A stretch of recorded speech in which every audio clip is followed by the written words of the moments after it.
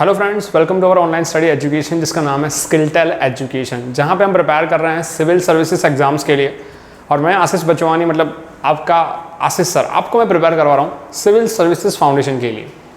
So be connected with the Skilltel education, जहां पे आपको सीखने की आज़ादी मिल रही है, जहां पे हम लोग सिर्फ टेक्स्ट बुक को फॉलो नहीं कर रहे, हम सीख रहे हैं बहुत सारी चीज़ें। और ये चीज़ें कहाँ पे काम आएंगी? जीपीएससी, यूपीएससी या कोई भी गवर्नमेंट एग्जाम्स दे रहे हो, बैंकिंग के एग्जाम्स को टारगेट कर रहे हो, तो वहाँ पे ये नॉलेज आपके लिए बहुत हेल्पफुल है।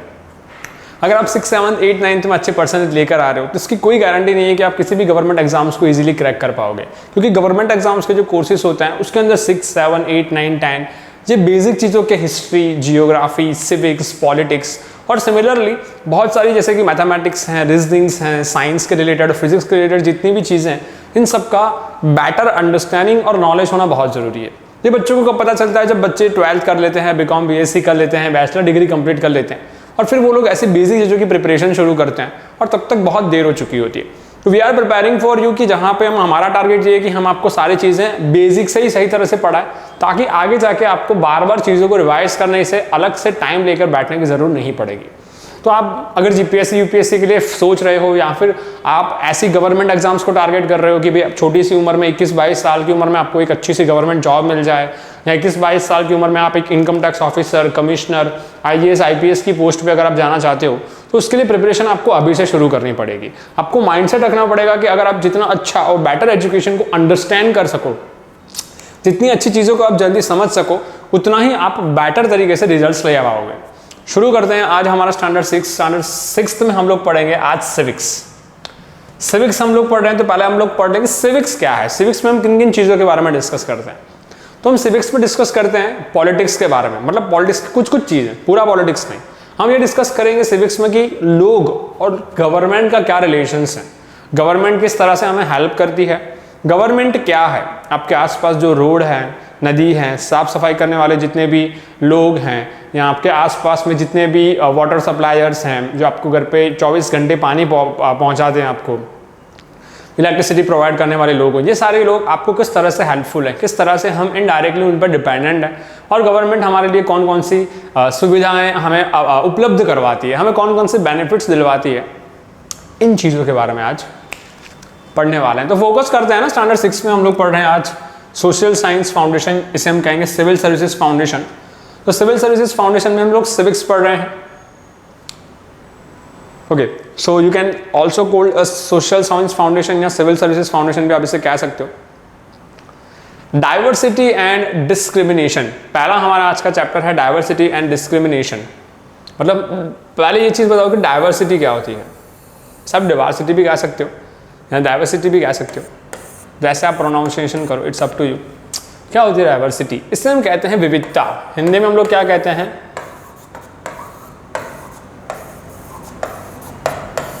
विविधताएं। कौन सी विविधताएं, किसी को पता है?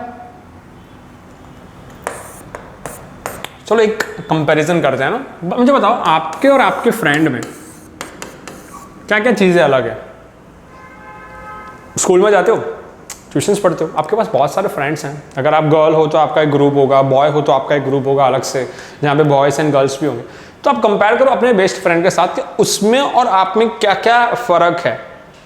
ओके, पहली चीज़ हम लोग कैलकुलेट करते हैं फिजिकली, मतलब उनके बाल, उनके चेहरे, उनके आँख, कान, उनका जो फिजिक्स है, उनकी बॉडी है, वो आपसे थोड़ी बहुत अलग होगी, है ना। आप थोड़े पतले होंगे, वो थोड़ा मोटा होगा, या फिर आप थोड़े मोटे होंगे, वो थोड़ा पतला होगा, है ना। उसका रंग थोड़ा सांवला होगा, थोड़ा गोरा होगा, है ना। अगर आप थोड़े यंग हो, 9th में हो, तो आपकी बॉडी एकदम फिट होगी, वो थोड़ा सा अनफिट होगा, या आप अनफिट हो तो वो थोड़ा फिट होगा। वैसे ही आपको खाने में अगर साउथ इंडियन पसंद है तो उसे नॉर्थ इंडियन पसंद होगा। आपको अगर गुजराती खाना पसंद है तो उसको वेस्ट बंगाल का, या फिर अगर हम बात करें नॉर्थ इंडिया के, यूपी, बिहार, दिल्ली के मोमोज खाने उसे पसंद है, उसे समोसा कचौरी खाना पसंद है ना, राजस्थानी घेवर खाना उसको पसंद है। तो सबकी चॉइस अलग अलग होती है, किसी को भिंडी अच्छी लगती है तो किसी को पालक पनीर अच्छा लगता है। तो हम लोग देखते हैं कि ये सारी चीज़ें कहीं ना कहीं हमारे अंदर अलग है, फिर भी हम लोग कैसे जुड़े हुए हैं। तो इस चैप्टर में हम लोग सिर्फ डिस्कस करेंगे डाइवर्सिटीज़ के बारे में, गवर्नमेंट के बारे में, और डिस्क्रिमिनेशन क्या है इसके बारे में हम बाद में पढ़ेंगे। तो पहले हम पढ़ रहे हैं डाइवर्सिटी के बारे में। डाइवर्सिटी मतलब कि विविधताएं, कौन कौन सी विविधताएं हमारे बीच में हैं और हमारे अंदर है, हमारे दोस्तों में है, हमारे फैमिली में है, आप देख सकते हो कि आपके मदर जो है और आपकी दादी नानी उन सब में क्या क्या वेरिएशंस है ना। आप कंपेयर कर सकते हो कि मम्मी जो है आपको बहुत प्यार करती है, नानी आपको बहुत प्यार करती है, दादी आपको बहुत प्यार करती है, लेकिन तीनों में फ़र्क है ना। मम्मी आपके साथ पूरे दिन रहती है ना, दादी आपको कहानियाँ सुनाती है, स्टोरीज सिखाती है ना। और सिमिलरली कभी पापा आप पे गुस्सा हो जाते हैं तो मम्मी आपको बचाती है, दादी आपको बचाती है ना। नानी के घर जाते हो तो नानी आपको बहुत प्यार करती है, खाना वाना खिलाती है, बहुत सारे गिफ्ट देती है। तो सबका प्यार एक्सप्रेस करने का जो वे है वो अलग अलग है, सबकी लाइफ में आपकी इंपॉर्टेंस भी अलग अलग है। तो हम लोग यहाँ पे वही चीज़ पे फोकस कर रहे हैं, डाइवर्सिटी पे हम लोग फोकस कर रहे हैं, विविधताएं हम लोग देख रहे हैं। तो आप देख सकते हो हमारे अंदर कौन कौन सी विविधताएं हैं, हमारे आसपास जितने भी लोग रह रहे हैं, अंकल आंटी फ्रेंड्स है ना, जितने भी लोग हैं आप देख सकते हो, ये जितने भी आपका जो ऐसा ग्रुप होगा उसमें क्या क्या डिफरेंसेस हम लोग देखते हैं।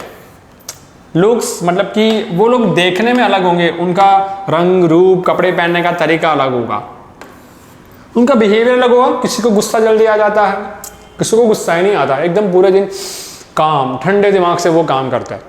और कोई ऐसा होता है जिसको पूरे दिन बस मस्ती करनी है, घूमना है, फिरना है, पढ़ाई नहीं करनी। तो ऐसे बहुत सारे बच्चे हैं।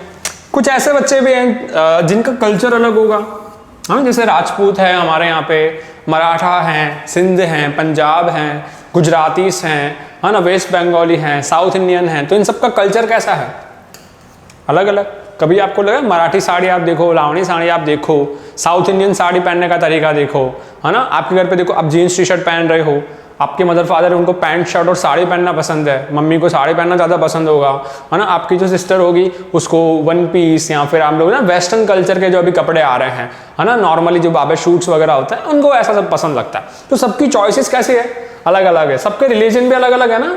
आप हिंदू, आपके दोस्त मुसलमान हो सकते हैं, पंजाबी हो सकते हैं, मराठी हो सकते हैं, क्षत्रिय राजपूत हो सकते हैं, है ना। तो सबका धर्म भी कैसा है, अलग अलग। सबकी भाषाएं कैसी है, कोई घर पे मराठी बोल रहा है, कोई हिंदी बोल रहा है ना, कोई गुजराती बोल रहा है, कोई बंगाली बोल रहा है, कोई सिंधी में बात कर रहा है। सबकी लैंग्वेज अलग अलग है और सबका टैलेंट भी अलग अलग है ना। आपका दोस्त होगा वो बॉक्सर होगा, एक अच्छा सा बॉक्सिंग कर पा रहा होगा, कोई एथलेट होगा उसके 6 पैक्स होंगे, है ना, कोई ऐसा होगा जिसको गिटार बजाना पसंद है, गाना वाना गाना पसंद है। सबका टैलेंट अलग अलग है। तो मतलब ये कहते हैं डाइवर्सिटी, मतलब ये सब में चीज़ें अलग अलग है ना। सबके अंदर अलग अलग डिवर्सिटीज हम लोग देख सकते हैं कि सब जितने भी हमारे यहाँ पे लोग हैं उनमें इतनी सारी वेरिएशंस होती है, कल्चर, रिलीजन, लैंग्वेज, टैलेंट, बहुत सारी चीज़ों में हम लोग वेरिएशंस देख सकते हैं। तो डाइवर्सिटी हमने देख ली, लोगों के अंदर वेरिएशंस देख लिए। हम लोग देखते हैं इंडियन कल्चर में। तो पहले पढ़ते हैं कल्चर क्या चीज़ है। भारतीय कल्चर, कल्चर मतलब कि customs and beliefs. Customs and beliefs मतलब रीति रिवाज। कस्टम्स एंड बिलीव्स मतलब कि रीति रिवाज, या फिर हम जिन चीज़ों में बिलीव करते हैं, हमारा जिन चीज़ों में क्या है, विश्वास। हम अल्लाह में विश्वास करते हैं, भगवान में विश्वास करते हैं, जीसस क्राइस्ट में विश्वास करते हैं। हम जिन चीज़ों पे विश्वास करते हैं, बिलीव करते हैं, वो हमारी लाइफ का एक पार्ट बन जाता है। तो कल्चर का मतलब होता है वे ऑफ लाइफ। कल्चर का मतलब क्या होता है, वे ऑफ लाइफ। क्या आप लाइफ को कैसे जी रहे हो, उससे हम कल्चर कहते हैं कि आप लाइफ को कैसे स्पेंड कर रहे हो। जैसे कि मान लो कि आप अमेरिका में रह रहे हो, तो मतलब सुबह 8 बजे उठ जाते हो, 10 बजे आप स्कूल जा रहे हो, दोपहर को 4 बजे तक स्कूल चल रही है, फिर 5 बजे के बाद पार्ट टाइम जॉब कर रहे हो, चाहे 6, 7, 8, 9 में क्यों ना हो, वहाँ पर लोग काम करते हैं। 8, 9, 10 के बच्चे कुछ एक्टिविटी करते हैं, जैसे स्केटिंग सीखने चले गए, डांसिंग सीखने चले गए, है ना, फिर किसी टेम्पल या चर्च में जाके वहाँ पे पूजा वगैरह कर ली, भगवान के साथ बैठ के ऐसे बातें कर ली, क्या चल रहा है गॉड, ऐसे कैसे हो, है ना, उनके आगे हाथ जोड़ लिए, उनसे नमन करके बात कर ली, है ना, कुछ अपनी फीलिंग्स एक्सप्रेस कर ली। सिमिलरली किसी मंदिर मस्जिद में हम लोग चले गए, किसी गरीब की हमने हेल्प कर दी। ऐसी बहुत सारी एक्टिविटी हम लोग करते हैं। तो जो एक्टिविटी हम लोग कर रहे हैं ना, हम लोग जो डेली रूटीन फॉलो करते हैं, हमारी जो हैबिट्स होती है ना, वो हमारा कल्चर बन जाती है ना। जैसे हम लोग देखें, हमारे इंडिया में पहले ब्रिटिशर्स आए थे, जिनको हमने भगा दिया, फ्रीडम ले लिया हमने। तो ब्रिटिशर्स आए थे, तो ब्रिटिशर्स ने हमने क्या क्या चीज़ें सीखी। रेलवे, इंडिया में ब्रिटिशर्स रेलवे लेकर आए, इंग्लिश एजुकेशन, और ब्रिटिशर्स से हमने क्या क्या सीखा, ट्रांसपोर्टेशन फैसिलिटी, रोड बनाना, ब्रिज बनाना, देन शिप, हम लोग समुद्र में शिप लेके जाते हैं ना, बिजनेस करते हैं, तो ये बड़ी बड़ी शिप बनाना हमने उनसे सीखा। पोस्ट ऑफिस की सर्विस, बैंकिंग सर्विस, ये हमने उनसे सीखा। सिमिलरली अगर हम बात करें मैनेजमेंट करना हमने उनसे सीखा, जैसे गवर्नमेंट कैसे क्रिएट होती है, वो सारी चीज़ें। तो अगर ब्रिटिशर्स नहीं आए होते तो हम लोग ये कह सकते हैं इंडिया में रेलवे नहीं होती, अच्छा ट्रांसपोर्टेशन नहीं होता, शिप मैनेजमेंट नहीं होता, बैंकिंग सर्विसेज में हम लोग वीक होते, मैनेजमेंट नहीं होता। ओके, तो हम देख सकते हैं ये सारी चीज़ें हमें किससे मिली है, अंग्रेजों से मिली है। तो हम लोग कह सकते हैं हम लोग पहले कैसे रहते थे, विलेज में रहते थे, बुलोक कार्ट का इस्तेमाल करते थे। बुलोक कार्ट पता है ना, हॉर्स कार्ट, घोड़ा गाड़ी। तो इन सारी चीज़ों का इस्तेमाल करते थे। कच्ची सड़क होती थी, बैंक की सुविधा नहीं होती थी, राजा महाराजाओं का समय रहता था। तो ऐसे सिचुएशन में हम लोगों ने कुछ चेंजेस देखे जो हमें ब्रिटिशर्स की वजह से मिले, जो आज हम अभी भी फॉलो कर रहे हैं। तो ये दो कल्चर मिक्स हुए, एक ब्रिटिश कल्चर मिक्स हुआ, एक इंडियन कल्चर मिक्स हुआ। इंडियन कल्चर देख सकते हो, साड़ी पहनना, वैसे कुर्ता पायजामा पहनना, फ्रॉक पहनना, ये सारे जो कल्चर है इंडियन कल्चर है। हम लोग ऐसे पुरानी चीज़ें इस्तेमाल करते थे। हमें ट्रेन देकर गए अंग्रेज, है ना, ब्रिज बनाने की सिस्टम कौन देके गए, अंग्रेज, है ना। तो हम देख सकते हैं कि अलग अलग चीज़ें हमारे पास थी और हमने चीज़ों को सीखा, ये अब मिक्स हो गया, ये कल्चर क्रिएट हुआ। अब देखो इंडियन कल्चर में क्या क्या वेरिएशंस हैं, मतलब कि डाइवर्सिटी क्या क्या है, इंडियन कल्चर में कौन कौन सी डाइवर्सिटीज हैं।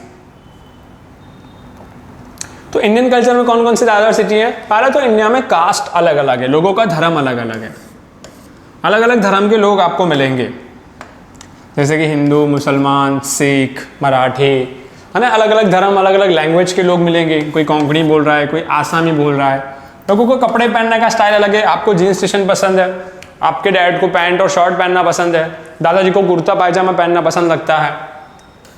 डांस भी अलग है ना, कहीं पे हिप हॉप हो रहा है, कहीं पे वेस्टर्न हो रहा है, कहीं पे कथक हो रहा है, कहीं पे मणिपुरी डांस हो रहा है। इंडिया में ऐसे बहुत सारे डांस के टाइप है जिसको आप 9th और 10th में पढ़ोगे बेटा। फूड भी अलग अलग है, राजस्थान में जाओ तो घेवर, दाल बाटी, गुजरात में आओ तो इडली, ढोकड़ा, थेपला, ये सारी चीज़ें बनती है।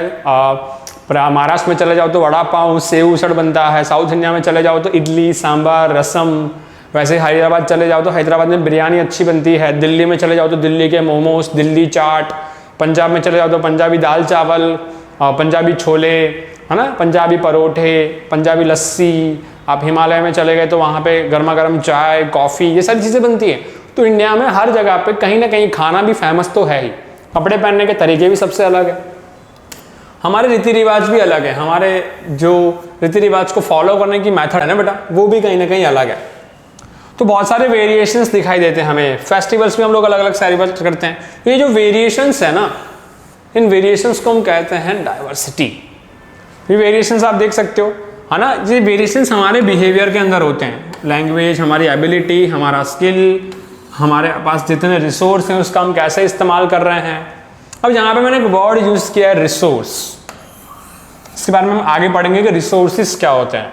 हमने ये चीज़ सीखनी है अभी कि हमारे पास अलग अलग लोग हैं, अलग अलग तरह के काम हैं, अलग अलग तरह के मेथड हैं, अलग अलग फूड, खाना, ये सारी चीज़ें जो अलग अलग है ना, इन अलग अलग चीज़ों को हम लोग कहते हैं डाइवर्सिटी। आगे की तरफ अगर हम बढ़ें, इनइक्वालिटी, हम देख सकते हैं इंडिया में लोगों के साथ इनइक्वालिटी होती है, मतलब लोगों के साथ असमानताएं होती है। कैसे असमानताएं होती है, जैसे अगर आप विलेज में रह रहे हो, गांव में रह रहे हो, तो वहाँ पे गरीब बच्चों को एजुकेशन नहीं मिलता, माँ बाप मजदूरी करते हैं, पूरा दिन उनके बच्चे उनके साथ रहते हैं। तो ये इनइक्वालिटी हुई कि जो रीच हैं उनको सारी सुविधाएं मिल रही हैं, कुछ लोग ऐसे हैं जिनके पास कम पैसे हैं तो उनको 2 वक्त का खाना भी नहीं मिलता, कभी कभी उनको स्कूल में नहीं जाने दिया जाता, उनको हॉस्पिटल की सर्विसेज नहीं मिलती, है ना, या फिर उनको ट्रेन में या एरोप्लेन्स में या अगर अलग अलग जगहों पे भी धिक्कारा जाता है ना, उनके साथ इनजस्टिस होता है। तो ये इनइक्वालिटी हम लोग देखते हैं। आपने देखा होगा कि कुछ जगहों पे स्कूल्स में भी ऐसे रूल्स होते हैं कि यहाँ पे पर्टिकुलर इसी तरह के इसी कास्ट के बच्चों को एडमिशन मिलता है, लेकिन ऐसी चीज़ें नहीं होनी चाहिए। कुछ सोसाइटीज़ में आपने देखा होगा, जैसे मान लो कि कोई एक सोसाइटी है, वहाँ पे उन लोगों ने डिसाइड कर लिया कि हम इसी धर्म के या इसी कास्ट के लोगों को ही घर देते हैं, उन किसी को और नहीं देते। तो ऐसी चीज़ें हमने देखी हैं, आपने भी देखी होगी।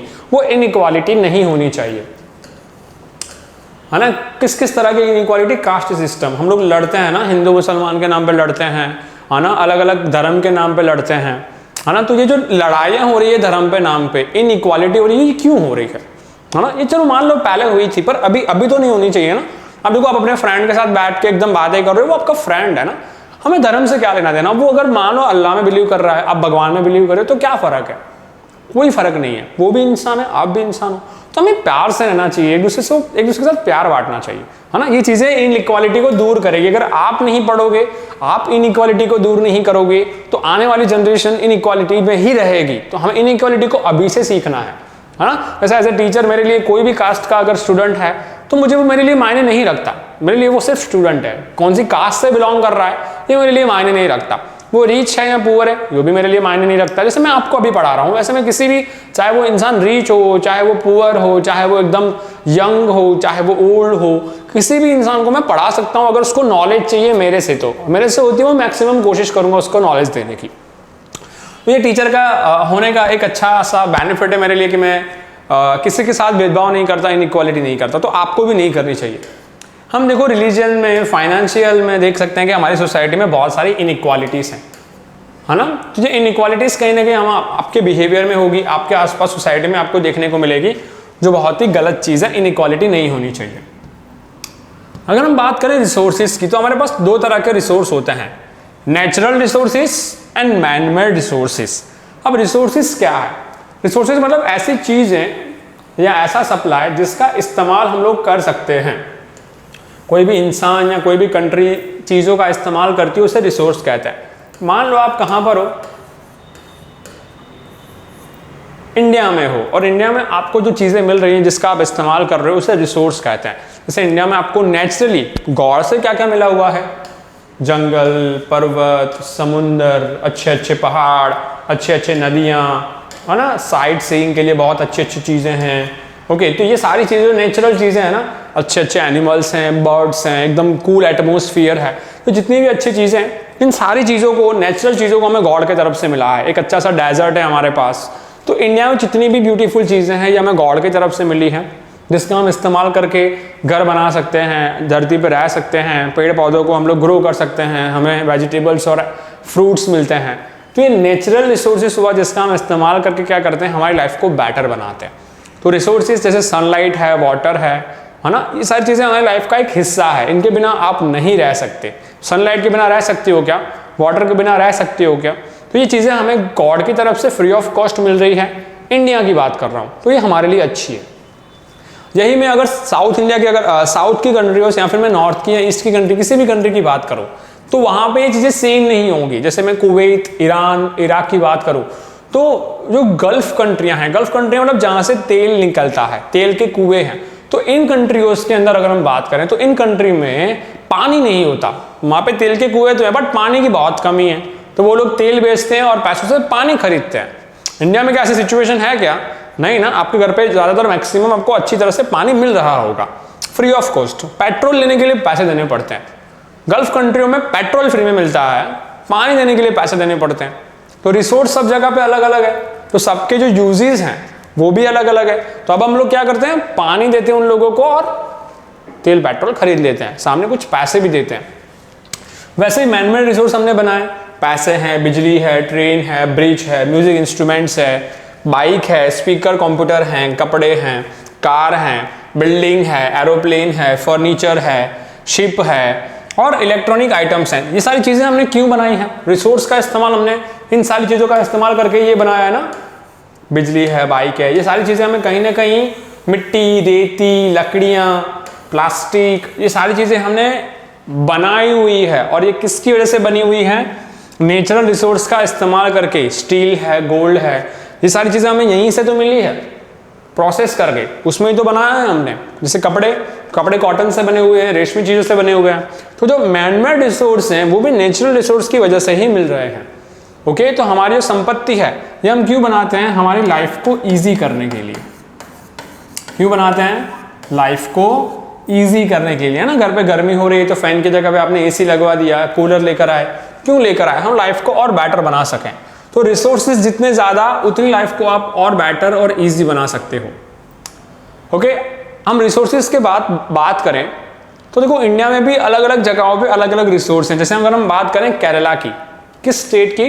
केरला की। तो इंडिया में, साउथ इंडिया में जो केरला है वहाँ पे सबसे ज़्यादा स्पाइसेस बनते हैं, ग्रो होते हैं, मरी मसाले, हल्दी, मिर्ची, फिर आप देख सकते हो दालचीनी, दाल, उड़द की दाल, है ना, ये सारे अलग अलग मरी मसाले, हींग, मिर्ची, फिर आप देख सकते हो यहाँ पे बहुत सारे मरी मसाले मैंने रखे हुए हैं। आधे से ज़्यादा नाम भी मुझे नहीं पता।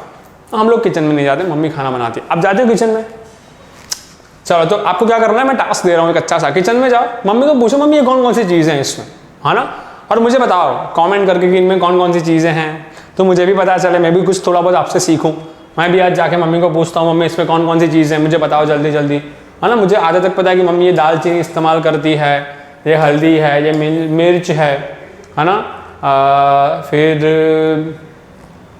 ये इलायची है, ये मम्मी चाय में डाल के पिलाती है मुझे सुबह को। ओके, फिर ये लविंग है, इससे है ना मम्मी क्या करती है पेस्ट बना देती है, कभी कभी ब्रश करने में अच्छा से दांत साफ रहते हैं, मसूड़ों में एकदम दर्द नहीं रहता। ओके, तो ये सारी चीज़ें हैं। ये जो मरी मसाले हैं ज़्यादातर केरला में ग्रो होते हैं, क्योंकि केरला का एटमॉस्फेयर इतना अच्छा है कि आप स्पाइसेस को ग्रो कर सकते हो। वहीं अगर हम इंडिया का मैप देखें तो इंडिया का मैप ऐसा है, माफ़ करना थोड़ा ऊपर नीचे हो गया। इंडिया में ऊपर की तरफ पहाड़ है, नीचे की तरफ अच्छी ज़मीन है, तीनों साइड समुंदर है। यहाँ पे केरला है नीचे, तो वहाँ पे स्पाइसेस ग्रो करते हैं। ऊपर अगर हम बात करें हिमालय की, हिमालय में हमें ऐसी खेती करने कहाँ मिलेगा, हिमालय में कहाँ ज़मीन है, बड़े बड़े पर्वत हैं, बर्फ़ के ऊपर बर्फ़ ढकी हुई है, तो ऊपर की तरफ तो हमें स्पाइसेस मिल, नीचे की तरफ तो हमने स्पाइसेस ग्रो कर लिए, ज़मीन अच्छी है। ऊपर पर्वत है, पर्वत पे हम लोग स्पाइसेस ग्रो नहीं कर सकते, पर वहाँ पे हम लोग वुल मिलता है। हमें क्या मिलता है, हम लोग वुल किससे मिलता है, जो शिप हैं उनकी स्किन से हमें वुल मिलता है। तो हम लोग ठंडे स्वेटर बना सकते हैं वुलन का इस्तेमाल करके ऐसे हाथ से, और उसको मार्केट में बेच सकते हैं। तो दोनों तरह का कल्चर, दोनों स्टेट का कल्चर अलग अलग है, और दोनों स्टेट में कल्चर के साथ celebrations, festivals, language, cloth, food, ये सारी चीज़ें भी अलग है। इसी को तो हम कहते हैं डाइवर्सिटी। क्या कहते हैं, डाइवर्सिटी। तो यही तो सीखनी थी आज, हमें यही चीज़ सीखना था कि इंडिया में क्या क्या अलग है। अच्छा, इन महाशय को क्या हुआ, ओके, वहां से लगता है गायब हो गया। ओके, तो इंडिया में चीज़ें बहुत सारी अलग अलग हैं। अगर हम बात करें इंडिया की, तो कल्चर कैसे मिक्स हुआ।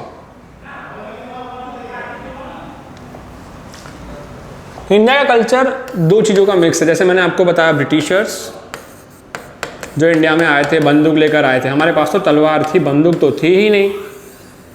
रेलवे लेकर आए, टेलीफोन की सुविधाएं लेकर आए, रोड बनाया, मैनेजमेंट किया, इंग्लिश एजुकेशन प्रोवाइड किया, पोस्टल सर्विसेज बनाई, बैंक बनाई, है ना। ये सारी सर्विसेज कौन लेकर आया, ब्रिटिशर्स। जीन्स और टी शर्ट भी पहनते हैं, किसकी बदौलत, ब्रिटिशर्स। हमारे पास क्या था, हम तो सादे, ऐसे जवाहरलाल नेहरू जैसे इंसान थे, सरदार वल्लभ भाई पटेल, जवाहरलाल नेहरू, महात्मा गांधी, सिंपल से सादे से लोग, कुर्ता पहनने वाले लोग, पगड़ी पहनने वाले लोग।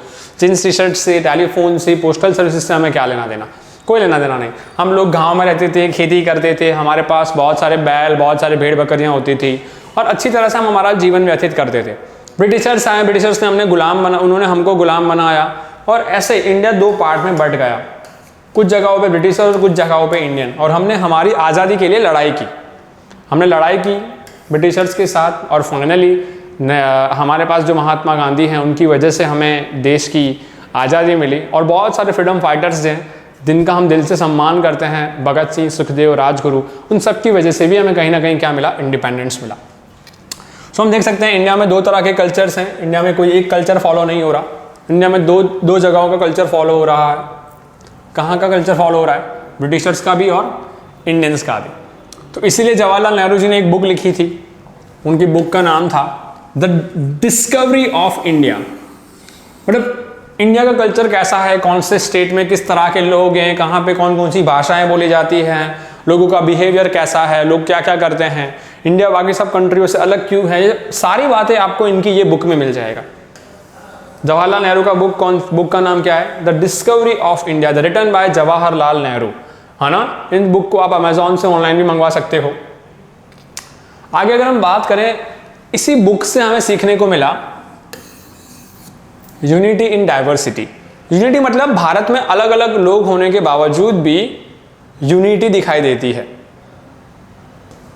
अभी तो हम जलियांवाला बाग पढ़ेंगे, बट उससे पहले हम लोग देखते हैं यूनिटी इन डाइवर्सिटी।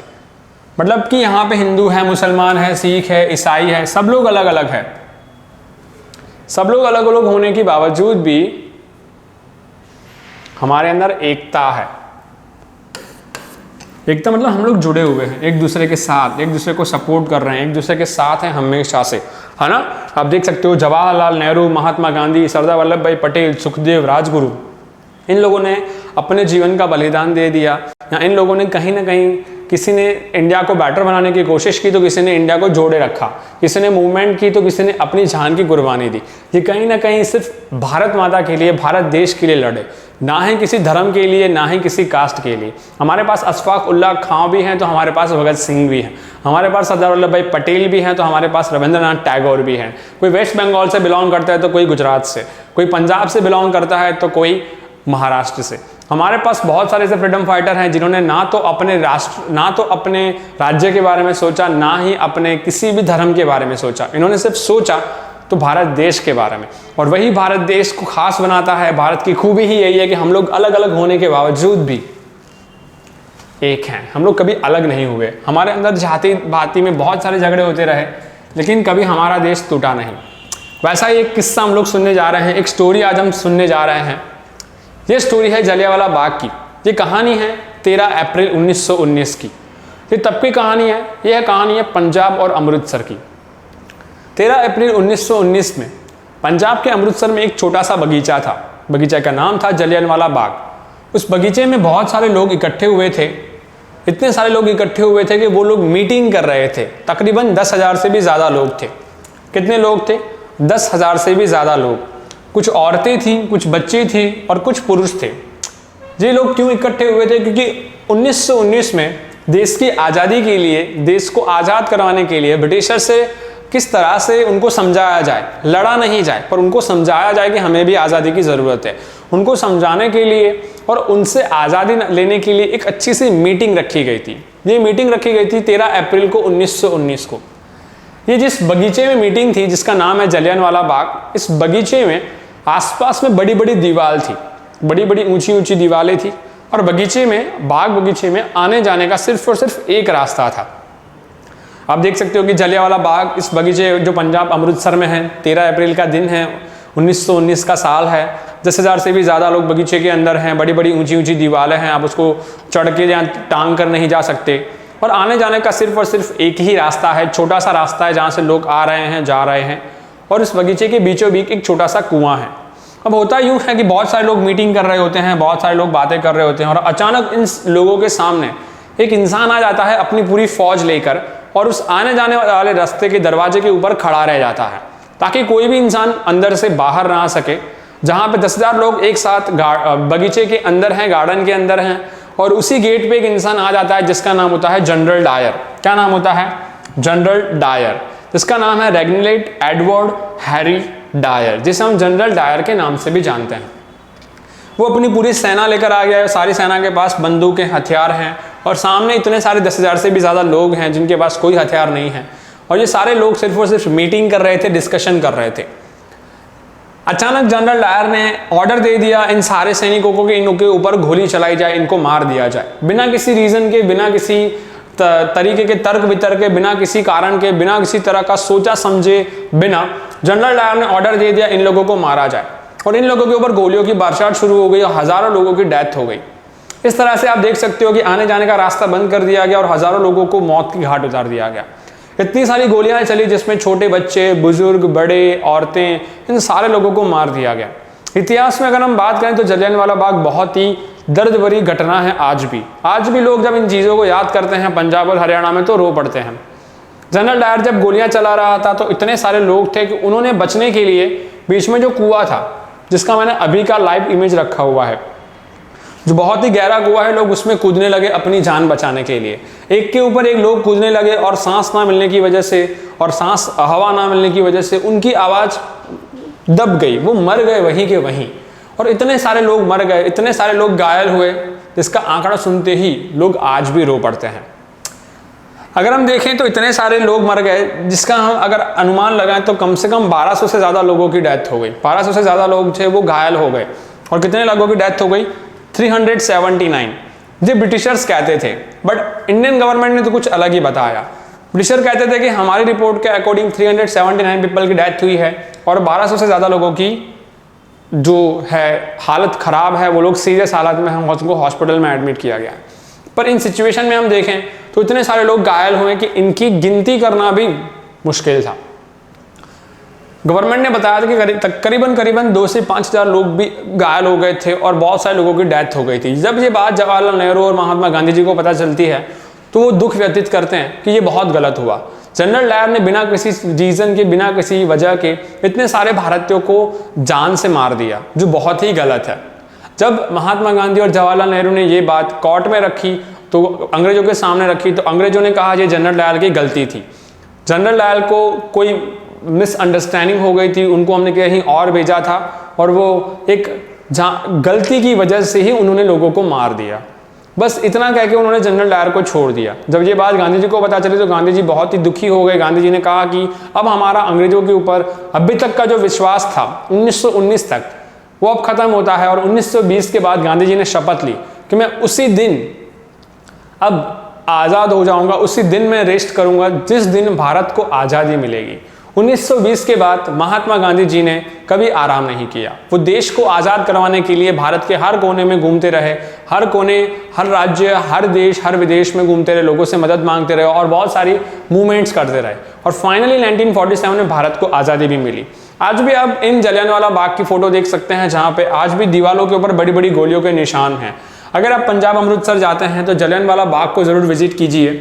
ये वो स्थल है जहाँ पे बहुत सारे लोग ने अपनी देश की आज़ादी के लिए अपनी जान दे दी। तो जलियांवाला बाग अपने इतिहास में बहुत ही यादगार पल रहा है और हम आज भी इन सारे जितने भी शहीद हैं इनको दिल से सलाम करते हैं, जिन्होंने हमारे देश के लिए, हमारे लिए, आने वाली जनरेशन्स के लिए अपनी जान दे दी। तो यहाँ पे इसी तरह से जलियांवाला बाग की कहानी ख़त्म होती है। टास्क की तरफ हम जाते हैं। आज का हमारा टास्क ऑफ द डे है, आपको डिटेल इन्फॉर्मेशन कलेक्ट करनी है जलियांवाला बाग के साथ साथ जवाहरलाल नेहरू की भी। तो जलियांवाला बाग के बारे में मैंने इन्फॉर्मेशन दे दी। अब थोड़ी बहुत डिटेल इन्फॉर्मेशन कलेक्ट कर सकते हैं विकिपीडिया और गूगल पे। आपको इन्फॉर्मेशन कलेक्ट करनी है जवाहरलाल नेहरू जी के बारे में कि उन्होंने ये जो बुक लिखी है क्यों लिखी है, उस बुक के अंदर कौन कौन सी बातें हैं और उन्होंने ऐसा क्यों कहा कि यूनिटी इन डाइवर्सिटी, मतलब भारत अलग होने के बावजूद, भारत में अलग अलग विविधताएं होने के बावजूद भी भारत एक है। मैंने तो आपको रीज़न बता दिया, बट आपको उनकी बुक पढ़नी पड़ेगी। आप इसको अमेजोन पे जाके खरीद सकते हो और बुक के बारे में पढ़ सकते हो। Similarly thank you so much हमारे साथ जुड़ने के लिए। स्केलेटन एजुकेशन आपके सामने ऐसे ही बहुत सारी इंटरेस्टिंग कहानियाँ और हिस्ट्री के रिलेटेड जितने भी फैक्ट्स हैं वो लाते रहेगा। अपने दोस्तों के साथ स्केलेटन एजुकेशन को शेयर करें, नॉलेज को बढ़ाएं और प्रिपेयर करें फ्यूचर्स एग्जाम्स के लिए।